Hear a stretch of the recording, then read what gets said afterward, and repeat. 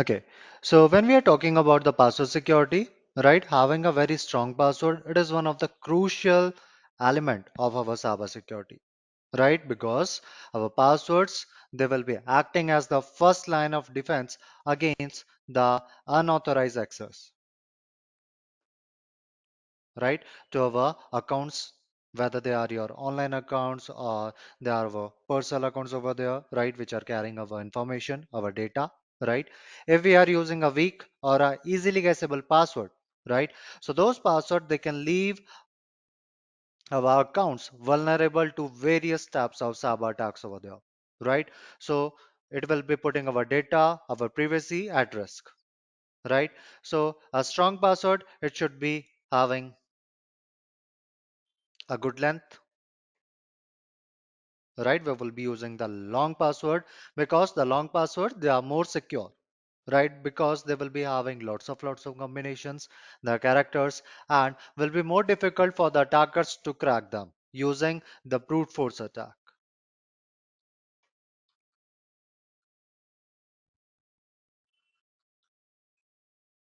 right? Using the brute force attack. So in the brute force attack, first the attackers they will be gathering the information about the victim, right? Once they have gathered the information, what they will be doing is they are going to create some guessable username and the password over there. Over here, what I will be doing is I will be using a tool with the name cup, and with the help of this tool, I will be creating some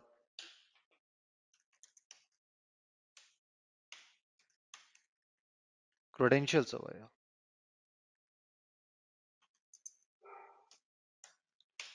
Okay, so over here we are having this cup, which stands for your common user password profiler, right? Inside this, we are having your various options like your interactive, the file name, right? In which you will be using a existing dictionary, right? Then download huge word list from repository, your hyphen a, which will be parsing some default username and the password, right? Then we are having a hyphen b, which will be giving us the version of this cup tool, and then we are having your quiet, which is not going to print any banner over there. Now over here I will be writing cup hyphen I because I want to have some interactive questions, right? Our tool, it will be asking some questions over here,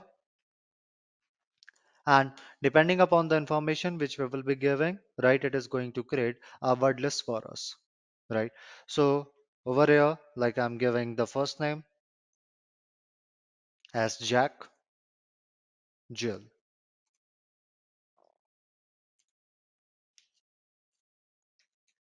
So I'm just randomly giving some information.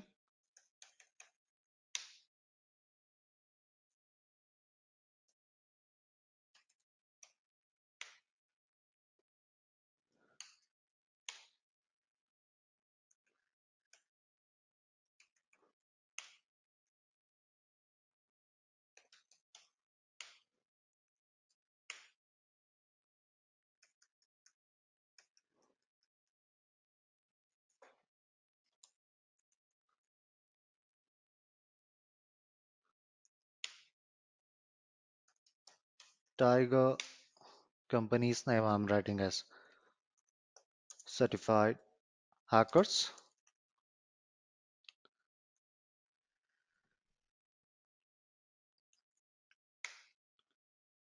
Do you want to add some keywords about the victim? No, I don't want. Do you want to add some special characters at the end of the words? Yeah. Do you want to add some random numbers at the end of words? Yeah. Lead mode? No. So over here, it has just created a dictionary for us, right, with the name jack.txt, and it is having around your 41,583 words inside it, right? So let's see what information we are having inside this file, cat.txt.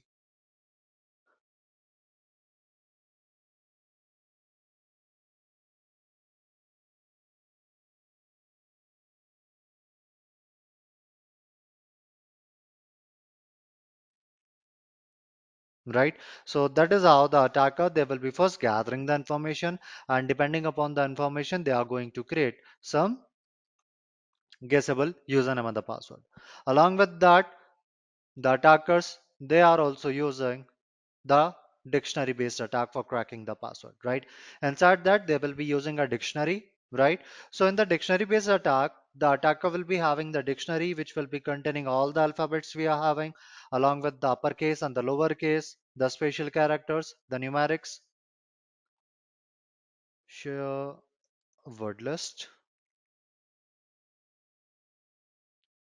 and over here we are having some dictionaries, right? So this is the rocky.txt we are having, which will be having some credentials and some colors over there, right? And map.less fasttrack.txt, which will be having some lesser number of credential. See, they are looking like some valid passwords over there, right? So the attackers, they can use these dictionaries or they can perform the brute force attack to crack our password, right? So our password, it should be complex, right? Our password over there, it should be complex, right? For that we will be using some different combinations, the first one or the second one, right? So a password, it should be complex over there, it should be unique, right? So what we have to do is we do not have to use the same password for multiple accounts. Many a time what the peoples will be doing is they are going to use the same credential for their multiple accounts, right? So in this, what will be happening is if the attacker, he got to know about the password of your one's account, then he can also try to use the same credential in your different account over there, right? So if one account is getting compromised, all account could be at risk over there, right?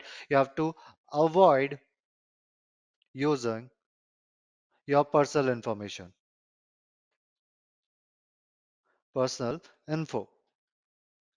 right? Because many times the peoples, they will be adding their name, their birthday, their address, their mobile numbers over there to make password, right? So they can be easily guess, right? They will be very easy to guess for the attackers over there. Then after this, we are having some policies and the guidelines, right? So okay, so have you guys heard about the account lockout policy?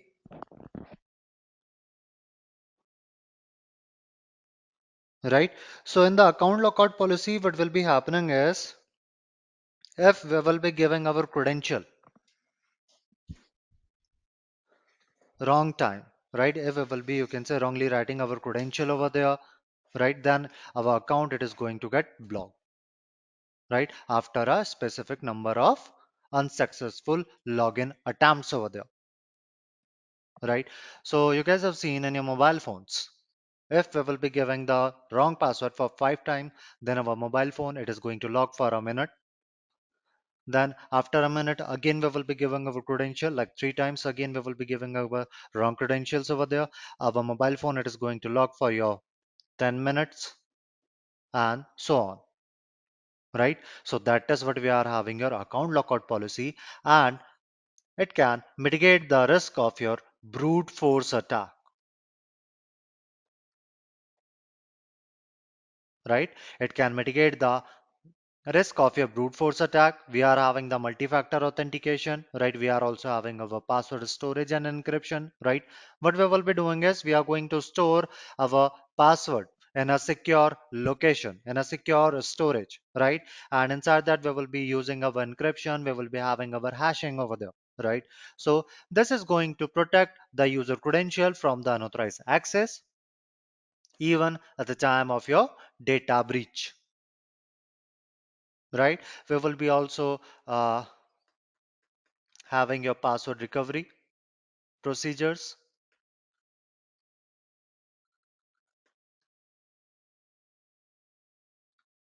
right?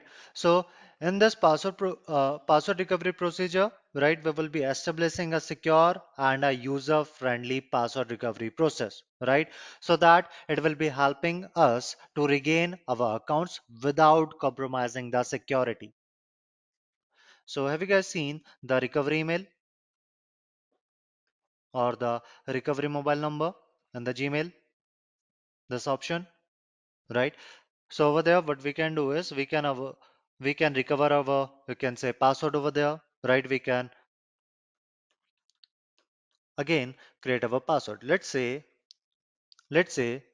over here a user he forgot his password, his Gmail account password. He's having no idea like what was the password he was having previously, right? So what he will be doing is he will be clicking on the forget password option, and from there what it is going to do is either it will be giving you some security questions, right? Or you can click on this recovery email, right? Then a OTP will be sent on this email over here or in the mobile number, on the registered mobile number, right? So over here you will be copying the OTP and you will be putting it inside the Gmail account, and then you will be able to create new password, right? We have to monitor, we have to perform the auditing depending upon the user activities, right? We will be detecting and responding to the suspicious behavior or potential security incidents over there, right? So these are some password policies and the guidelines we are having in the organization. Like our password, it should be complex, right? We should be having the minimum password length, like at least 12 characters over there, right? We should be having the password expiry, right? Once we will be creating the password, it should be getting expired a particular period of time, like 30 days, 90 days, 15 days, right? Which will be reducing the risk of compromised password over time, right? Along with that, we are also having your password history,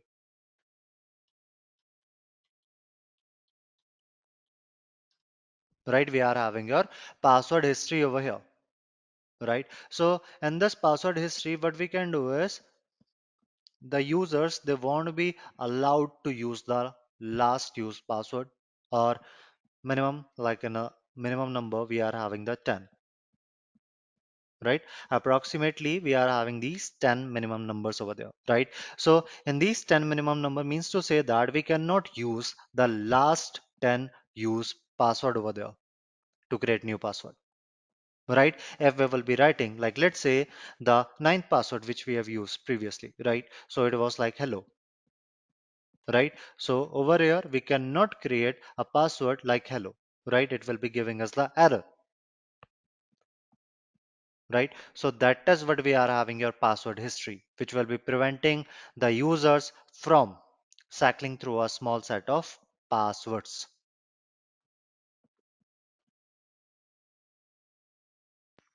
Okay, so over here we are having our managers, because nowadays, as a normal number, right? Minimum we are having your 3 to 4 accounts, right? So since our online accounts they are growing, right? So managing those accounts, it is very challenging over there, right? Because over there what we are having the complex password, we are having the unique password. So they will be very challenging for the user, right? So for that we are having our password manager, which will be providing a solution over there by securely storing and generating a strong, a unique password for each account. Right over there, what we have to do is we have to just remember the single master password, right, for our password vault, right? So what we have to do is we have to just remember the single master password for our this password vault or the password manager we are having over there, right? So over here, the first thing, the password manager, it will be creating a strong and a random password for us, right? And then what we have to do is we are going to encrypt and we are going to store that particular password inside the vault, right? Then after that, whenever we will be visiting any website, right, that particular password, it will be getting auto filled inside that particular website, right? Then after that we are having the sync over here, right? What our password manager will be doing is it is going to synchronize all the passwords we are having on different devices over there, right? So this password manager, right, it is providing us the convenience because we just need to remember only a single password, which is known as your master password over there, right? It is going to create the unique password for each and every account, right? Along with that, it is also very time saving over there, right? Because it is going to autofill our passwords, our login process over there, right? So that is what we are having your password manager. Now, depending upon the password manager, we are having a lot of password manager in the market, right? Like we are having the LastPass, the one password, the Dashlane, the Keeper, right? Your own login and many more, right? So over here, like we are having the last pass, right? So the last password, right? It is one of the most used password manager because it is offering us the features like the secure password storage, the autofill, the password generation. Along with that, it is also supporting our multi-factor authentication for additional security, right? We are having our dash lane over here, right, which is also a very user friendly interface, right? And it will be providing us the feature like your secure password storage, the password generation, the digital wallet for our payment information also, right? Along with that, it is also getting included inside a VPN for the secure browsing, right? We are having this one password, right, which will be offering us the secure password storage, the password generation, and along with that, it will be also having the ability to store our sensitive information, right? So over here, our just password manager, they will be like the software which will be creating the complex password, right? They will be storing them. They will be organizing all our password, right? For our, whether they are for our computers, the websites, the applications, the networks, right? And it is going to remember them on the behalf of ours. But yeah, they are also vulnerable,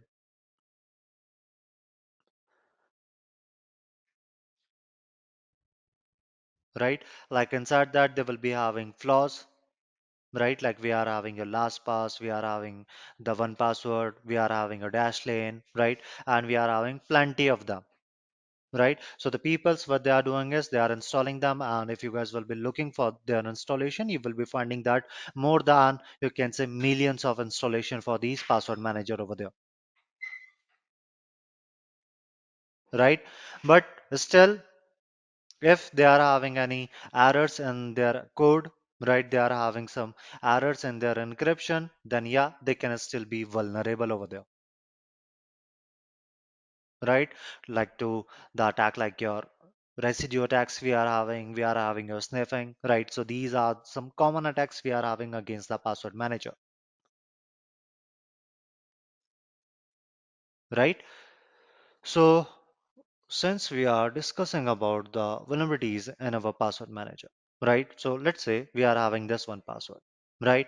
So over here inside the one password,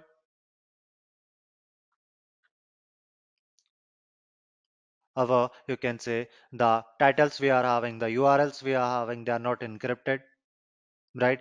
Along with that, this one password, it is also going to read our private data from our application folder, right? We are also having the privacy issues inside it, right? We are also having the information leakage issue inside it, right? So that is what we are having, you can say, one pass over here, right? We are having the last pass, right? So over here in the last pass, we were having like the privacy, the data leakage, and our last pass, the browser search we were having, right? It can also read our private data. So these are some vulnerabilities we are having with our password managers, right? But these are the vulnerabilities, right? Our, you can say, vendors, they are going to fix them, right? So over there, what we have to do is we have to go for the updated version,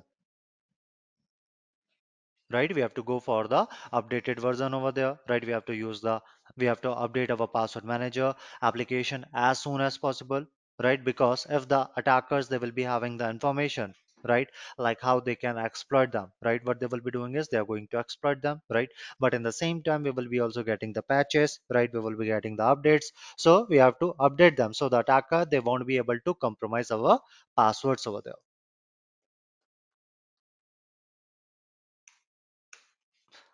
Then we are having the password cracking and the defense, right? So over there, what we can do, we can implement the multi-factor authentication, we can implement the account lockout policy, we can uh, use the salting over there for our hashes, right? So the attacker, even if they are able to get our hash, they won't be able to crack it, right?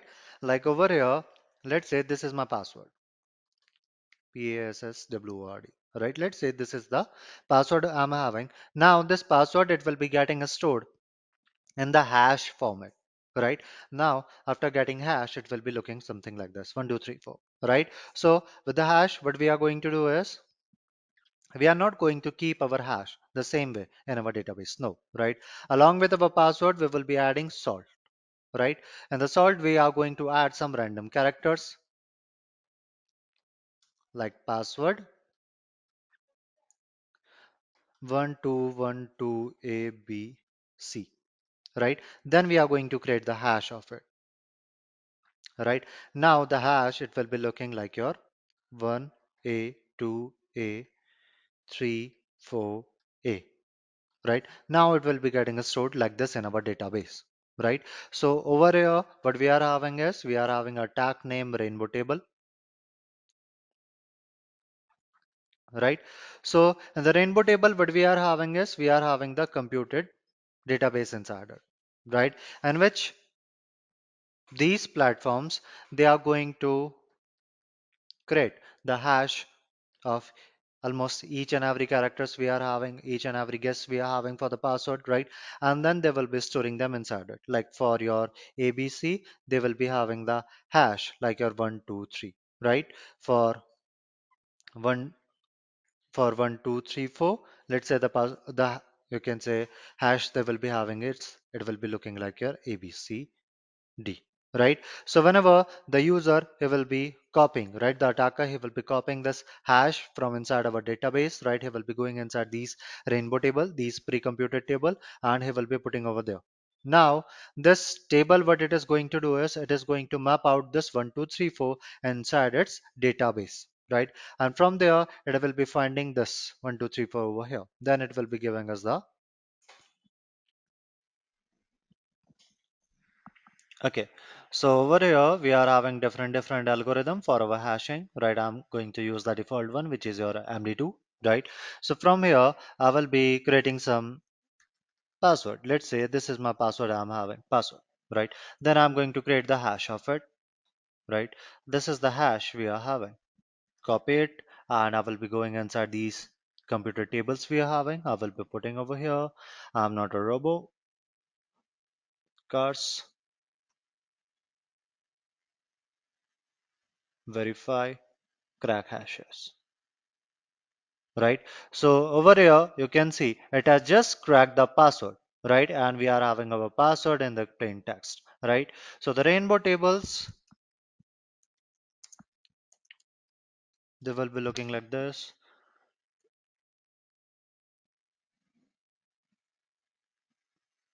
right? Inside them they will be having the plain text and they will be having the checksum, right? And whenever we will be putting our hash inside these places, right, they are going to give us the password, our hash, and the plain text, right? So that is how the attackers, they are going to map out the hash, right? If we will be getting the green color, it will be saying that we are having the exact match of our password. If we are getting the yellow color, it means that we are having the partial match, right? If we are having the red color, it means that our this place, it is not able to find the plain text for our password. Over here, we are having the attack with the name pass the hash. Okay, so in the pass the hash attack, the attacker, he is going to steal, right? He is going to steal our credential, right? He will be stealing our hash of our password, right? And then what he will be doing is he will be taking that particular hash, like let's say it is your 1234, this is the hash of our password. And then instead of writing the password, right, instead of writing the password over here, what he will be doing is he will be giving the hash over there for the authentication over there, right? Instead of using the actual password, he will be using our password hash, right? So this is what we are having here, pass the hash attack, right? So in this, the attacker first, he will be trying to gain the access of our system, of our network, right? With the various method like phishing, the malware, exploiting the vulnerabilities over there, right? After that, he is going to extract the hash we are having, right? He is going to extract the hash. For that, we are having lots of tool which is going to perform the credential dumping, right? Or they will be compromising our accounts to extract the password hashes which are stored in our memory or on our disk. SAM file, right? So this is the location where our password hash they will be getting stored, right? Let me show you how they will be getting stored over there.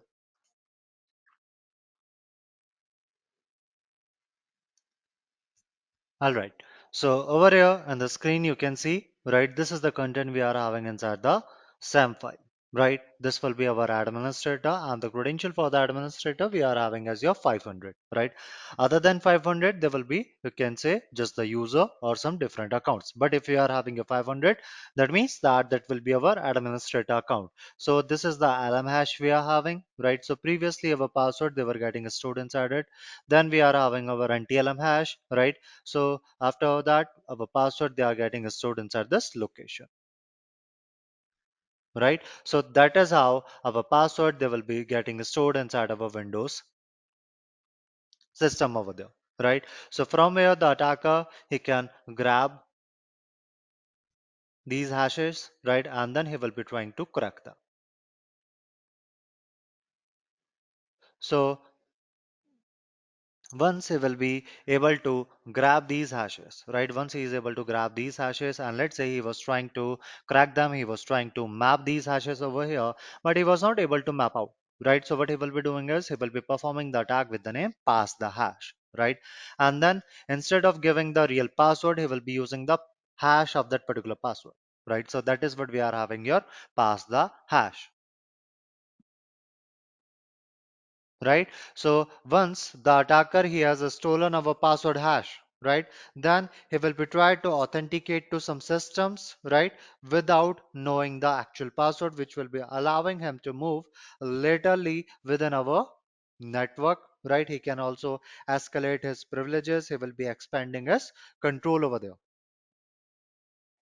right? So that is what we are having here, pass the hash. Now, for mitigating these attacks like your pass the hash or the password cracking over here, what we have to do is we have to implement the strong password policies, right? We have to use the multi-factor authentication. It means that even if the attacker he is able to get the content from inside of our SAM file, right? He won't be able to crack it, right? Because we are having a unique password, we are having a very strong password, right? So maybe our pre-computer table they won't be able to crack it, right? And even he is able to crack it, right? Then we are having a multi-factor authentication which will be asking for one more option to authenticate himself, right? So that is what we are having some guidelines for your password cracking and their defenses, right? Now let me show you how the attacker they are cracking the password. Right, for that I will be powering on this machine. So this is the machine we are having with the name Metasploitable 2, right? After that, over here we will be trying to grab the IP address of this Metasploitable machine. For that, we will be first looking our IP address. Now we are going to perform the ARP scan, right? Now this ARP, what it will be doing is it is going to give me the IP of all the connected machines we are having inside our network, right? Your address resolution protocol, right? What it will be doing is it will be asking each and every systems, your machines which are connected to my network, it will be asking for the IP address, and depending upon the information, it is going to map out the IP address with their respected MAC address over there. right? So this is the IP we are getting for this metasploitable machine. Now, what I will be doing is I will be performing the banner grabbing for it and map your network mapper hyphen S for your service version. I also want to run some scripts over there, right? Then what I will be doing is I'm going to scan for your 100 well-known ports, right? Then I will be putting the IP address of this machine, right? Now let's say I also want to look for the operating system of this metasploitable machine, right?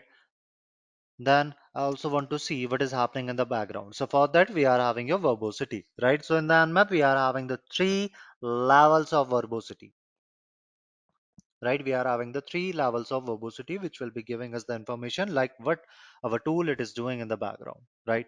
So over here our nmap it will be working in the steps of process, right? And the very first it will be performing your up, right? Then we are having the DNS resolution. Then we are having the reverse DNS resolution, right? After this, it will be performing the port scanning, which we are performing over here, right? And then it will be performing the script, your NSE, your Nmap script engine, which will be giving us more detailed information over here, right? So let's start it.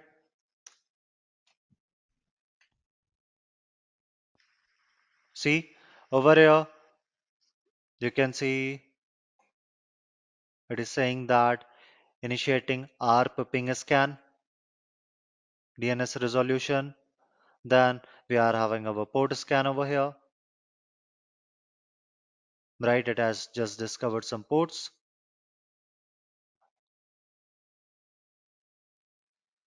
Great. Now it is giving us the detailed information over there, right? It is giving us the information about the different port numbers, right? We are having your 6000, your 8009, 5900 for your VNC. We are having our MySQL, NFS, right? And along with that, we are having your RPC bind, DNS. We are having our SMTP, the telnet, and we are having our SSH and your FTP, right? From here, you can also see the reason why we are able to get the information. You can also see the TTL value, right? So depending upon the TTL value, can you guys tell me like what is the operating system of this victim for which we are performing this banner grabbing? Okay, so over here you can see the TTL value, it is saying that 64, right? So if we are getting the value like your 64, it means that that is the Linux based operating system we are having, right? So this is the Linux machine we are having with the name Metasploitable, right? So since we are able to find, right? Since we are able to find this port detail 21, right? We are finding this FTP it is saying you're open, right? So let's move ahead. Right, for the windows we will be having the TTL value of 128. Okay,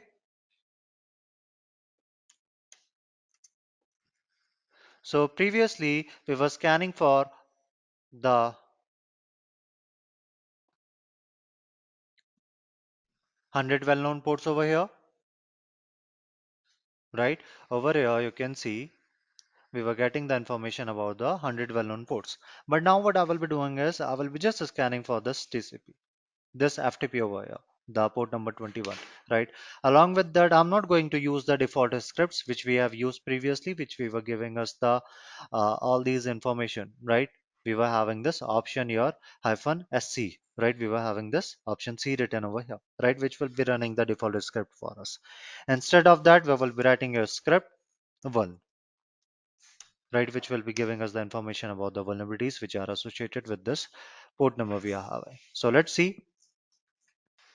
Okay, so over here for this port number 21, your FTP, it is giving us lots of information about the vulnerabilities, right? It is saying that we are having the backdoor inside this particular version, your very secure FTP daemon 2.3.4, right?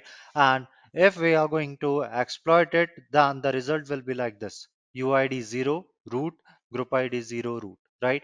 So in the Windows, for the administrator, we were having the ID your 500, but in the Linux for the root we are having your 0. Other than 0, it will be like your users, normal users. But if you are having a 0, it means that we are the root, right? So over here, along with that, it is also giving us the information that the anonymous FTP login is allowed, right? It is saying that the anonymous FTP login is allowed. So since it is saying that the login is allowed over there, so let's do one thing. Let's try to brute force it, right? We will be exploiting our port number 21 with the help of your brute force, right? So now over here, I'm going to create some files with the help of this nano user.txt, right? Inside this, I will be giving some valid username and the password. Like I will be writing as your admin, I will be writing as your user, root, administrator, password, and since it was saying anonymous, I will be also writing anonymous over here, right?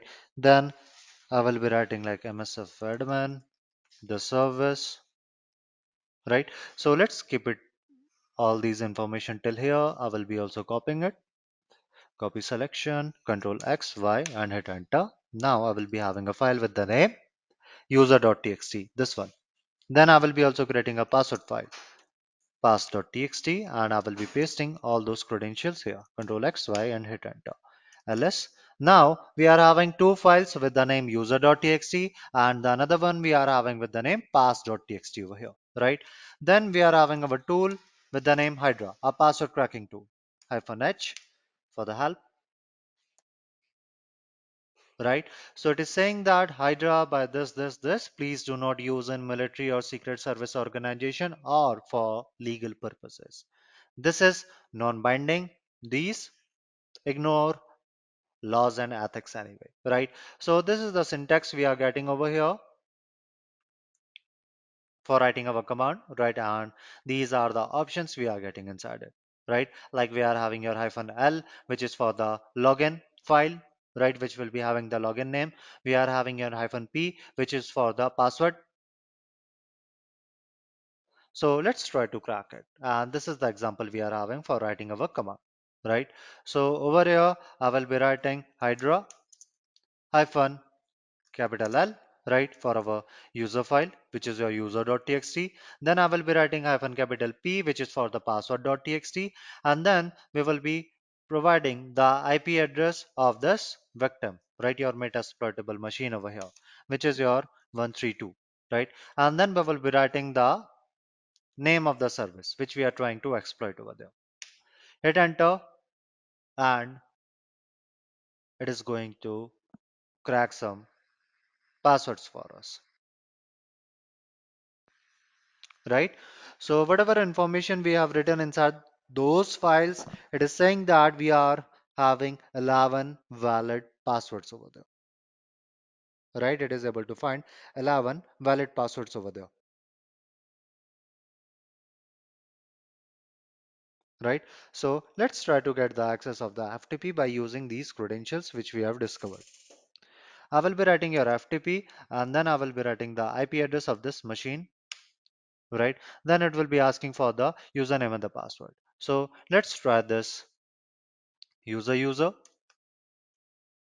whether it is working or not. And as you can see, it is saying that login successful. So that is how the attackers, they are able to crack the passwords. If we will be using the easy or the small passwords, the easily guessable passwords over there, right? Along with that, I will be writing exit over here. Along with that over here, you can see we are having the different ports that are open inside it, right? Like we are having the telnet, we are having this SSH, right? And as we all know that these telnet, your FTP, right, what they are going to do is they are not going to encrypt our information. They are not going to encrypt our credential over there, right? So what I will be doing is I will be opening my Wireshark,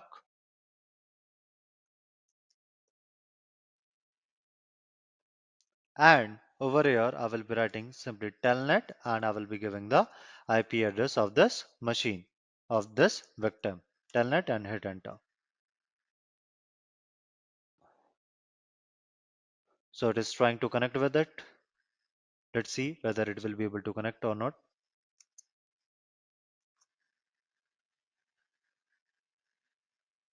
Okay. So what it is saying that connected, and it is asking for the login, login details over here, your username and the password. But along with that, you can also find the credentials written over here, your MSF admin,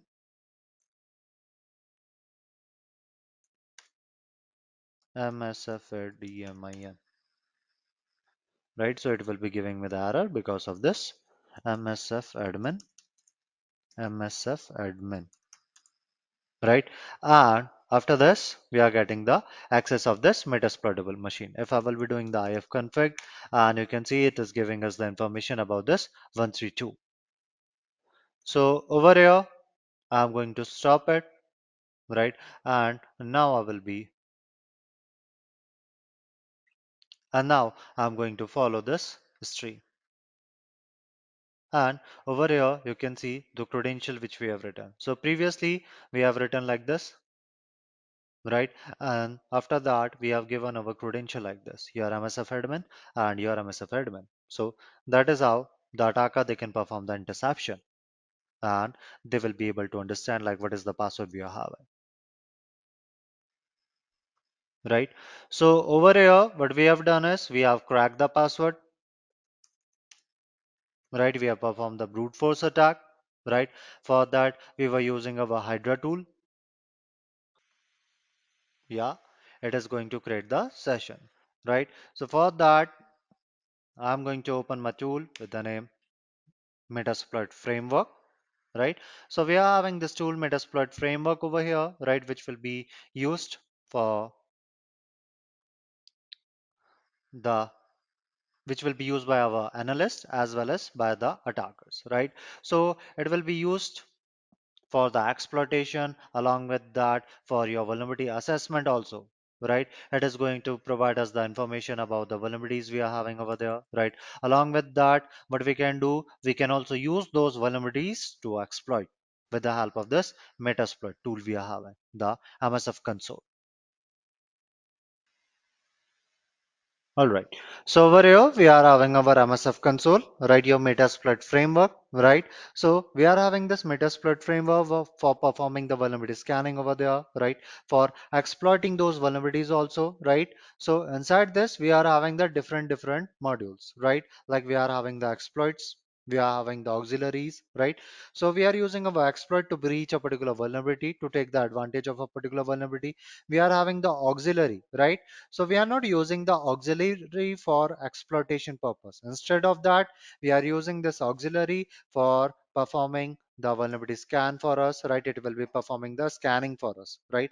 Then we are having your post, which are your post exploitation modules, right? Which will be allowing the attackers to gain the control of your compromised system, and to gather further information also, right? We are having our payload, right, which will be performing our intended actions for us, right? We are having your encoders, right?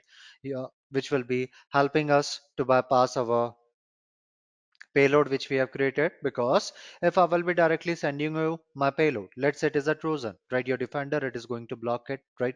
So for that we are having your encoder, right? It is going to encode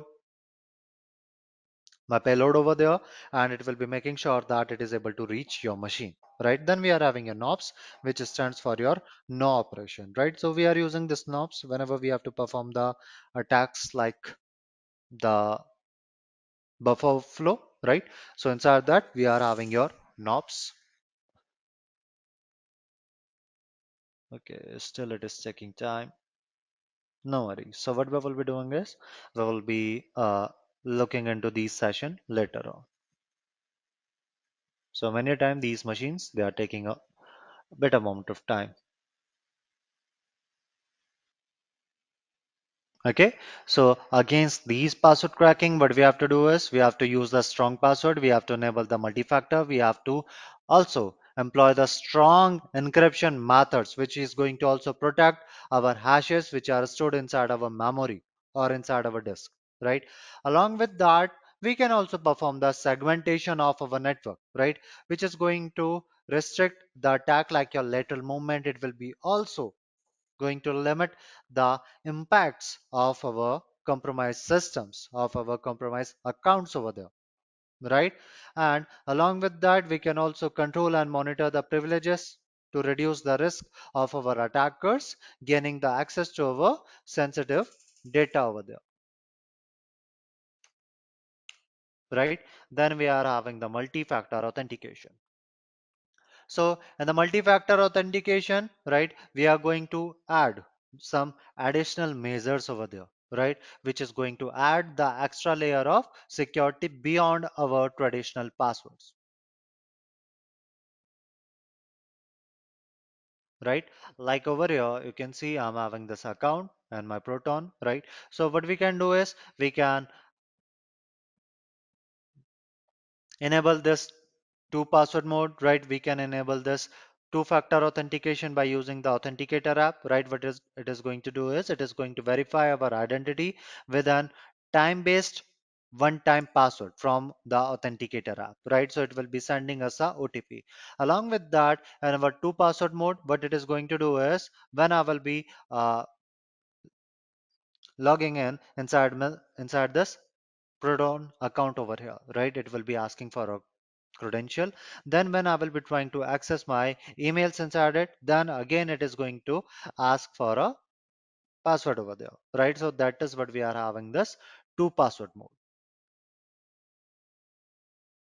right? Over here we are having our password manager. They will be having the multi-factor authentication, so you guys can play with them, right? And along with that, what will be happening is it is going to ask for more than two times for the passwords over there, right? It will be using these factors over here, right? More than two times. Like for that, either you guys can use these push notification, which will be asking that whether are you the person who is trying to log in inside your account or not, right? Or you guys can, along with that, you guys can use the biometrics, the OTPs over there, right? So that is what we are having this multi-factor authentication in which we will be having more than two factors for our authentication. After this, we are having the role-based access control. So over here, we are having the role-based access control, right? So in this, we are going to assign the permissions to our users, right? Based upon their roles within our organization. It means that our users, they will be granting the access to a specific resource, the functionalities based upon their job duties, their responsibilities over there, right? Rather than granting the access to the individual users over there, right? So inside that, what we will be doing is the very first thing we are going to identify all the different roles we are having inside the organization, right? And those roles, they should be clearly defined, right? They should be reflected there. They will be they should be reflecting their different job functions, their responsibilities over there, right? So once we have defined the roles, right, our permissions, they will be assigned to each and every role over there, right? So inside that permission, we will be determining what sort of actions a user, right, with that particular role he can perform, like viewing, editing, creating, or deleting the data, right? Along with that, we can also assign the users to roles, right? The users, they will be assigned to appropriate roles based upon their job duties, right? Which will be ensuring that they are having the access to the resource and the functionalities that they need to perform their task effectively over there. right? So that is what we are having this role-based access control.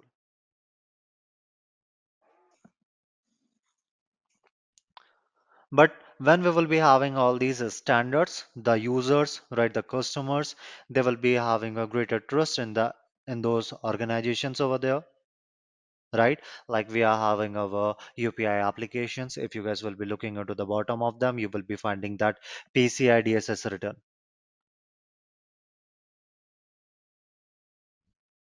right? So over here, we are having our cybersecurity laws and the regulations, right? So they are being designed to protect the individuals, the organization, the government from the cyber attacks, right? So these cybersecurity laws and the regulation, they can cover the wide range of topics we are having, like our data protection, we are having our privacy, the network security, the incident response, and many more, right? So these are some of the most common cyber security laws and the regulations we are having. Like we are having this GALBA, which stands for your Gram Leach Belay Act, right?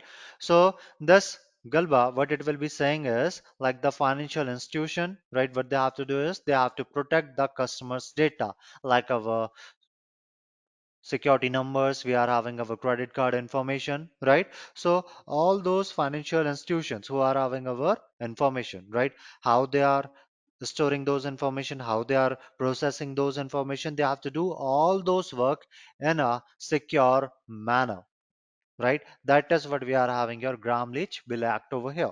Then we are having your HIPAA.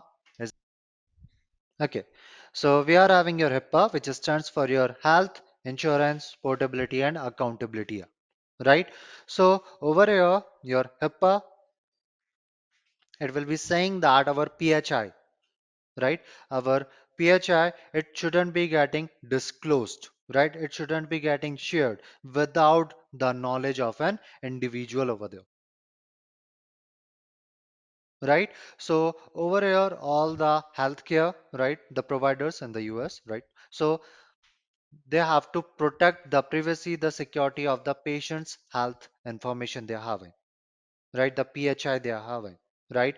So it can be like the medical records, it can be the like the doctor prescription over there, the insurance information, right? So all those information they shouldn't be getting disclosed without the knowledge of that particular patient or that individual over there.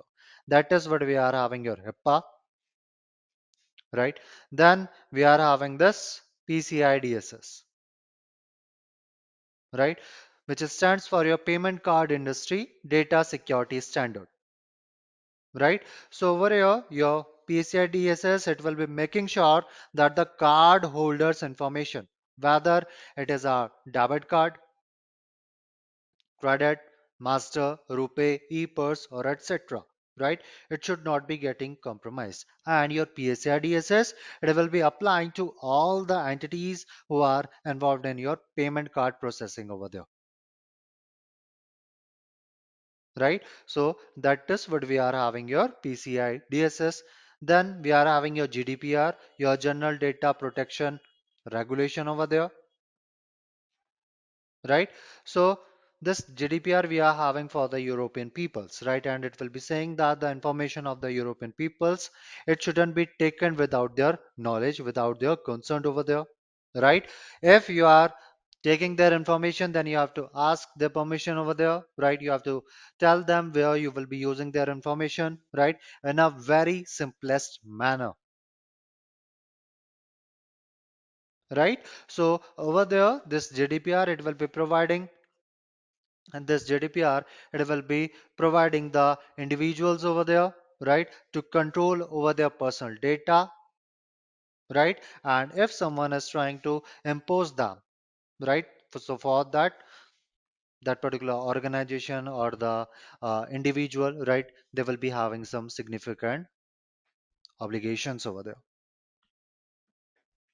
right? So these are some cybersecurity laws we are having, right? After that, we are also having our framework, right, which is your NIST, your National Institute of Standard and Technology Cybersecurity Framework, right? So this is a cybersecurity framework we are having, which will be providing us the guidance on how to implement our cybersecurity program over there, right? So for that, it is having your five core functions. That is your identify, protect, respond, and recover, right? So over there, it will be providing us some set of recommendations, some practices for all these functions we are having, right? So that is what we are having on next.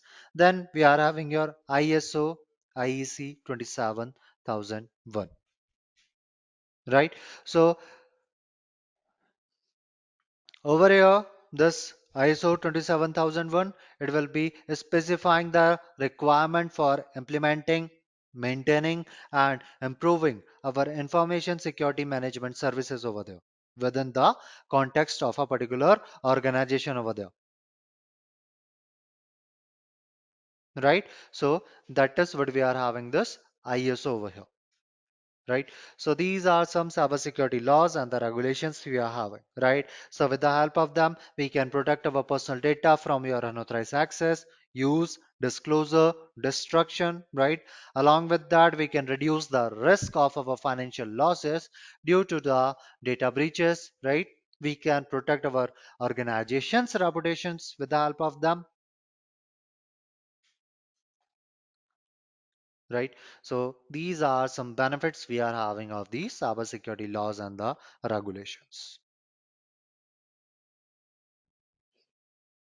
Okay, so over here we are having our privacy and the data protection, right? So privacy is what? It is the right of our individuals to control our personal information and to decide how it will be used, right? It is about being able to live one's life free from unwarranted surveillance and intrusion over there, right? And when we are talking about the data protection, right, your data protection, it is the practice of safeguarding our personal information from your unauthorized access, use, disclosure, destruction, and many more, right? So data protection is all about ensuring that our personal information, like how it is getting collected, stored, and used, right? So they should be in a ethical manner over there, right? So over there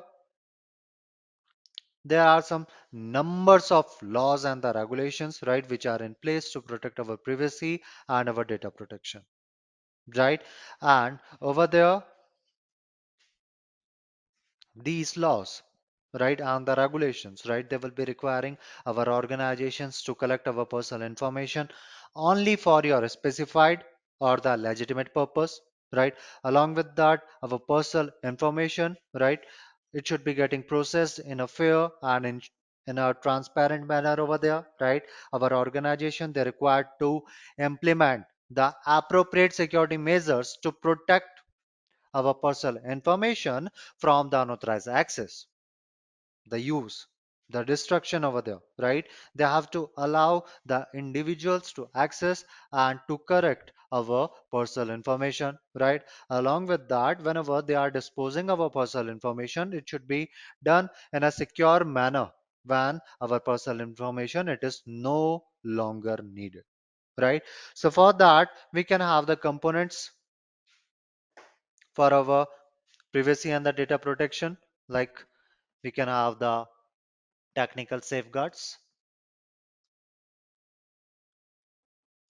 right? We can have our organizational safeguards and we can have our legal safeguards over here, right?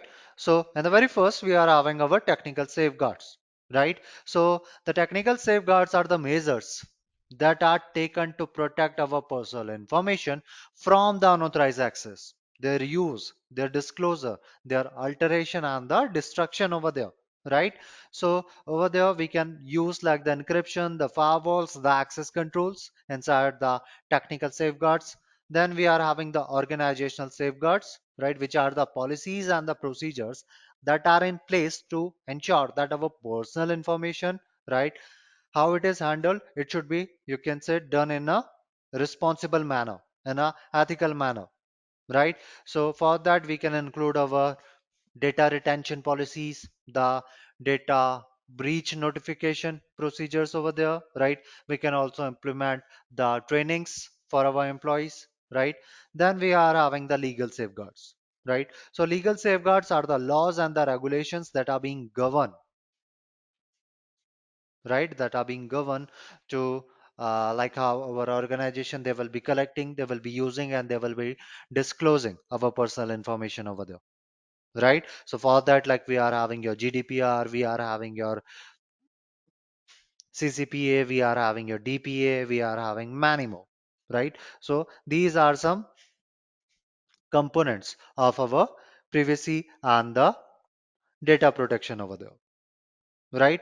So having this data protection over there, the privacy and the data protection, right, they are going to increase the trust, the confidence over there of the peoples who are most likely to trust the organization, right, that are respecting their privacy and they are also protecting their data, right, which will be leading to a increased customer loyalty and the engagement with a particular organization over there, right? It will be also reducing the risk of your data breaches, right? So the data breaches, they are very costly and they are damaging, right, to the organization's reputation over there.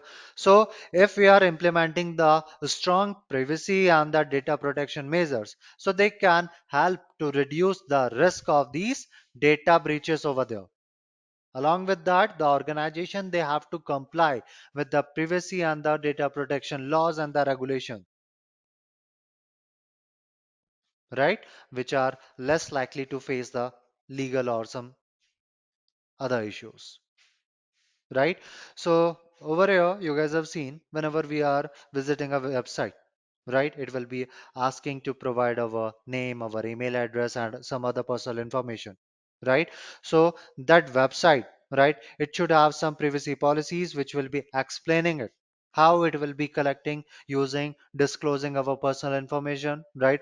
Along with that, whenever we are accessing any application inside of a mobile phone, right? Then it will be also asking for the permission for our location, our data, our contacts over there, right? Then over there, you guys will be also seeing a note which will be giving us the information about how it will be handling our all those details, our personal information over there, how it will be using them, right? And along with that, whenever we are visiting the hospitals, right, our doctors, they will be collecting our medical histories and some other information, right? Then those hospitals, they should be also having the privacy policy, right, which will be explaining that how they are going to use our health information,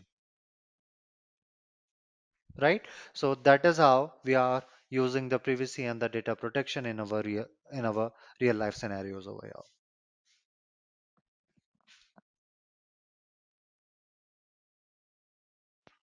Okay. So when we are talking about the ethical hacking, right, we are also calling them as your white hat hackers, right? So what our white hat hackers will be doing is they will be always going through the book, right? They will be always following the permission, right? They never ever break the rules over there,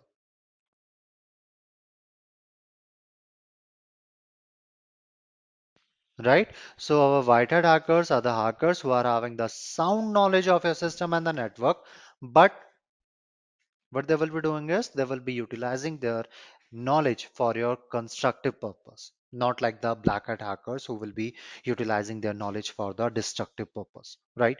So our white hat hackers are the ethical hackers, right? So our ethical hackers, first they will be taking the permission from the particular organization over there, right?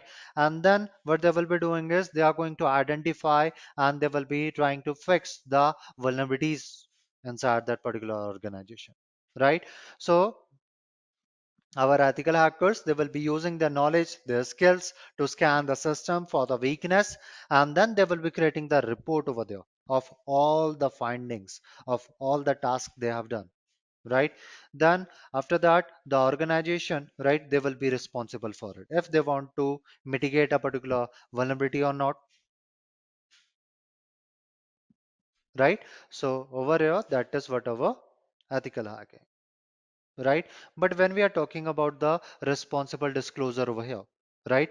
So your responsible disclosure, it is what? It is the process of reporting the security vulnerabilities to the affected organization in a responsible and in a ethical manner, right? So over here, whatever bounty hunters, what they will be doing is they will be looking for the bugs inside the organization, right? They will be looking for the vulnerabilities, the weakness, the loopholes over there. Then they are going to report to a particular organization over there, right? They will be reporting to that respected organization that you are having this sort of bug, right? And if anyone will be attacking on it, then he will be getting this sort of result over there, right? So that over there, they will be also giving the information about the impact and the remediation steps also, right? Now, the organization, they are going to assess that particular vulnerability. They will be looking for the severity of it. And depending upon the severity, depending upon the level, right, they are going to give the reward to those bug bounty hunters, right? So over here, that is whatever responsible disclosure, right, in which we will be identifying the vulnerabilities, right, and then we will be reporting to that particular affected organization in a responsible and in a ethical manner, right? So for that, we will be following some guidelines which will be ensuring that our vulnerability, it has been disclosed in a way that does not cause any harm to the organization or its user over there, right? So over here, our ethical hacking along with our responsible disclosure, it is it is beneficial for our organization or for the individuals, both of them, right? Like it will be helping the organizations to fix the loopholes, the vulnerabilities over there,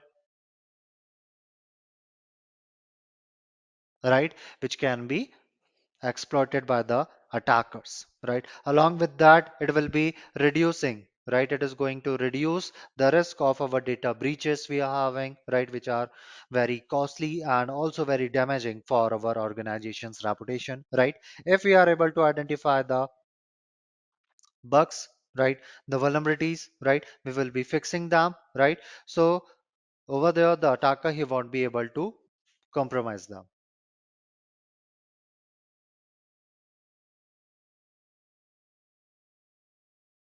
Right, so what we will be doing is we will be finding the vulnerabilities over there and we will be fixing them before actually the attacker will be exploiting them, right? Along with that, it will be also helping us to improve the compliances we are having, right? For that, we are having the GDPR, we are having many more, right? So this ethical hacking, it will be also helping the organizations to comply with those regulation by identifying and by fixing the vulnerabilities that could lead to the data breaches over there,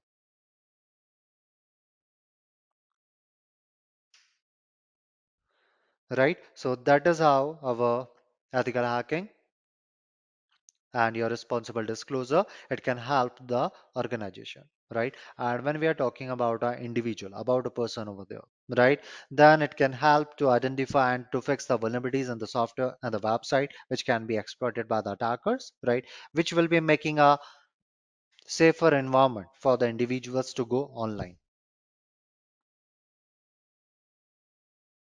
right? It will be improving the overall security of the internet, making it a safer place for everyone over there, right? So that is what we are having, your ethical hacking and your responsible disclosure,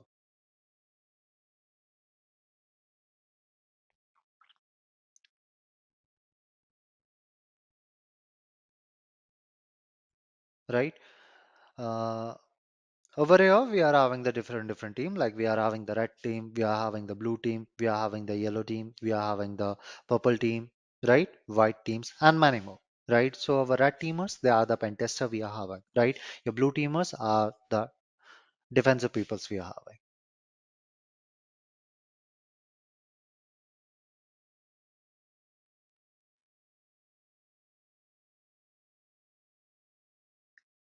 Yeah, like in the penetration testing, what we will be doing is first we will be uh, taking the proper permission from a organization. For that we will be signing lots of agreements over there, right? And then we will be performing the penetration testing. We will be defining the scope, like what devices we can exploit over there, what thing we can do over there, what tool we can do over there, right? So that will be coming inside our scoping, right? Once we have defined the scope, once we have filed all the agreements over there, right, then after that we will be performing the penetration testing, right? So the penetration testing, it is your ethical hacking, right? We are taking the permission from the organization over there, right? But again, when we are talking about the penetration testing, it will be more advanced, right? It will be more advanced over there. It will be more focused over there. Okay.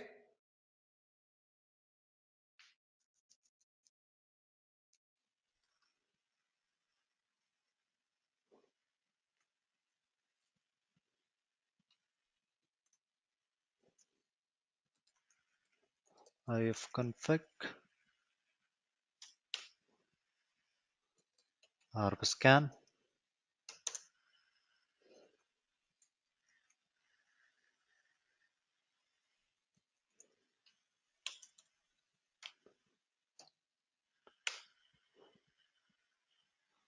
IP of the Metasploit machine, I will be trying to ping it because we have already grabbed the banner for it, right? And now what we will be doing is we will be opening our Metasploit framework, MSF console hyphen Q,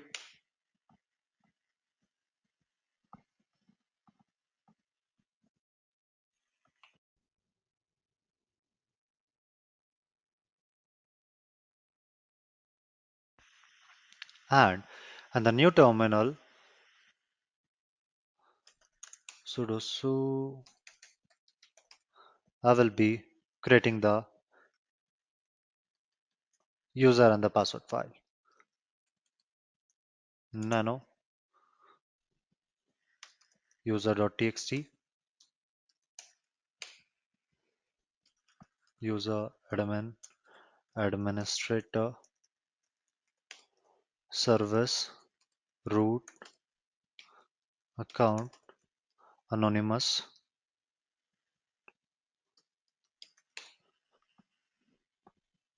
MSF admin. Okay, so I think these are enough. So let's copy them.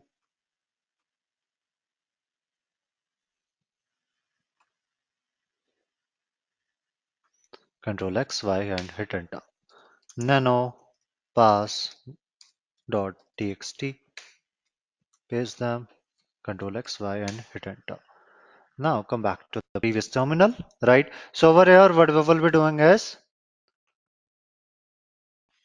we will be testing the login, right? We will be testing for the login over here, right? And then it will be also giving us the information about the login field, right? And whenever we are trying to log in, right? Whenever we are trying to perform the brute force attack, right? What it is going to do, it is also going to create the session. So we will be also taking the advantage of that particular session, right?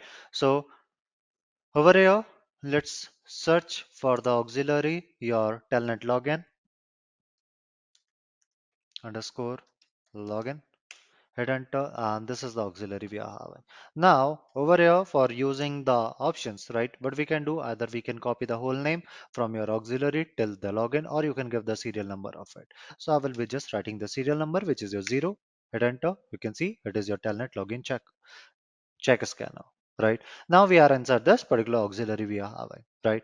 Now we will be setting the remote host, set our host, which is the IP address of our victim machine,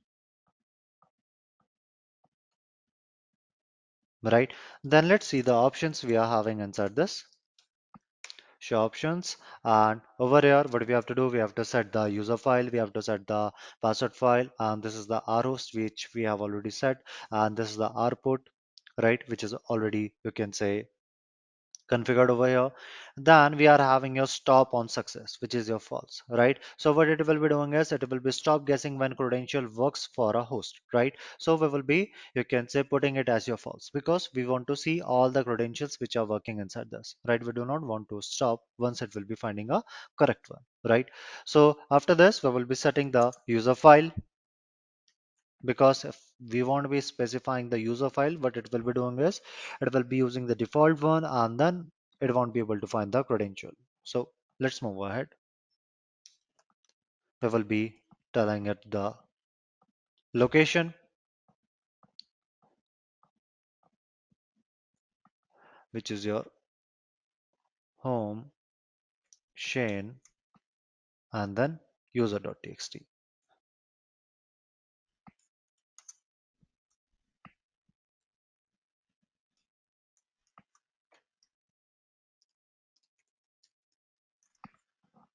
Hit enter and now it has been set.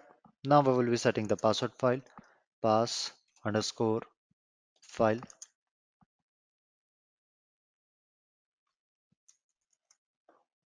pass.txt. Hit enter and now we will be just simply writing exploit, right? So after this, what it will be doing is it is going to give us all the information, what are the correct one it is finding, what are the incorrect one it is finding.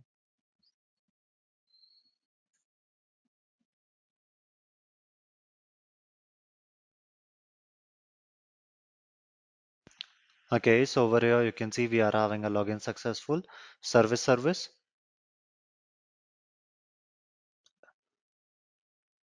login successful, user. So it has just discovered two correct one.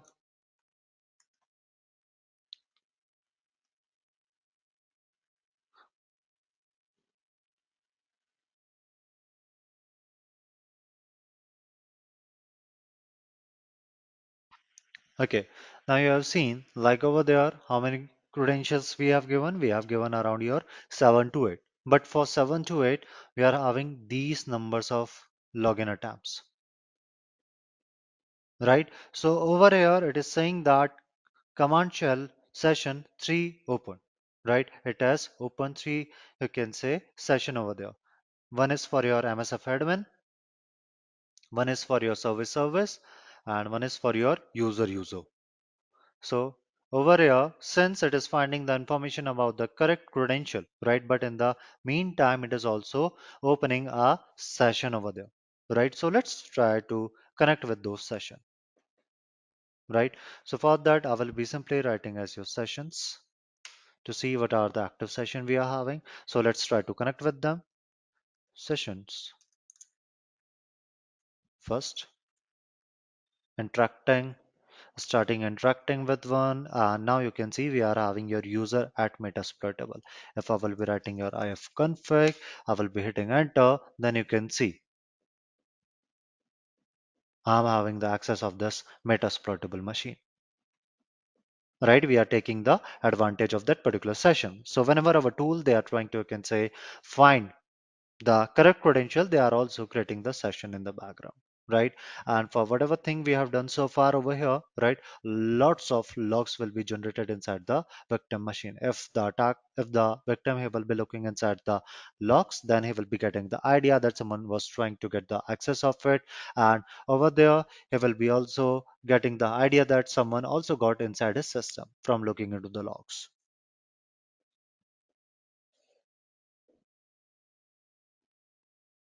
right? Along with that, let me show you the sysinfo, the system information. SYSINFO.